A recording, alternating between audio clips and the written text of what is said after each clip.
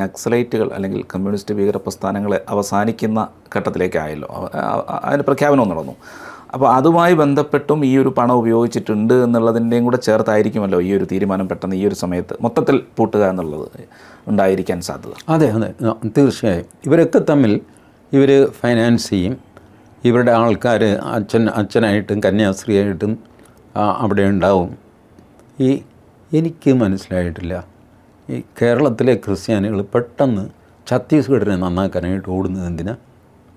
ഇവിടെ എന്താ ദരിദ്രമില്ലേ കേരളത്തിൽ? ഇവിടെ നന്നാക്കാനൊന്നുമില്ല, ഇവിടെ സ്വർഗരാജ്യമായോ? കന്യാസ്ത്രീ ആയി കഴിഞ്ഞാൽ ഉടനെ മധ്യപ്രദേശിലേക്ക്, ഛത്തീസ്ഗഡിലേക്ക്, ജാർഖണ്ഡിലേക്കൊക്കെ വെച്ച് പിടിക്കുകയാണ് നന്നാക്കാനായിട്ട്. ഇവരൊന്നും പോകാൻ അവിടെ നന്നായിക്കോളും, അവിടെ വേറെ മനുഷ്യരുണ്ട്, അവർ നന്നായിക്കോളും. അപ്പോൾ ഇതൊക്കെയാണ് ഈ നക്സലൈറ്റുകളുടെ മേഖല. നമ്മളുടെ പഴയ രാമായണത്തിലെ ദണ്ഡകാരണ്യമുണ്ടല്ലോ, ആ ദണ്ഡകാരണ്യമാണ് നക്സലൈറ്റുകൾ വരസിക്കൊണ്ടിരുന്ന സ്ഥലം.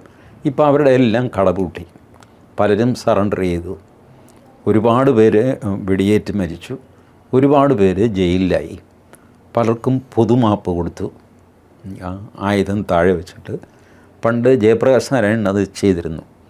അദ്ദേഹം ചെയ്തത് ചമ്പലിലെ കൊള്ളക്കാരെ ആണ്.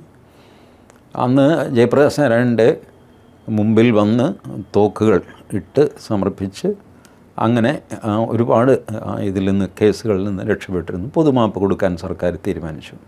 കാരണം കേസൊന്നും അന്വേഷിച്ചെങ്ങും എത്താൻ പോകുന്നില്ല. ഒരാൾ വേറൊരാളെ ഒരു കാട്ടിൽ വെച്ച് വെടിവെച്ച് കൊന്നിട്ടുണ്ട്, എങ്ങനെ ആ കേസ് തെളിയിക്കും? It's very difficult. അതുകൊണ്ട് പൊതുമാപ്പ് കൊടുക്കാൻ തീരുമാനിച്ചിരുന്നു. അതുപോലെ പൊതുമാപ്പ് നക്സലൈറ്റുകൾക്കും കൊടുത്തിട്ടുണ്ട്, വ്യാപകമായിട്ടല്ല, പക്ഷെ കൊടുത്തിട്ടുണ്ട്. അങ്ങനെയൊക്കെ ചെയ്ത് അത് ഒതുക്കാനായിട്ട് പ്രയത്നിക്കുമ്പോഴാണ് ഈ കണക്ഷൻ കിട്ടുന്നത്.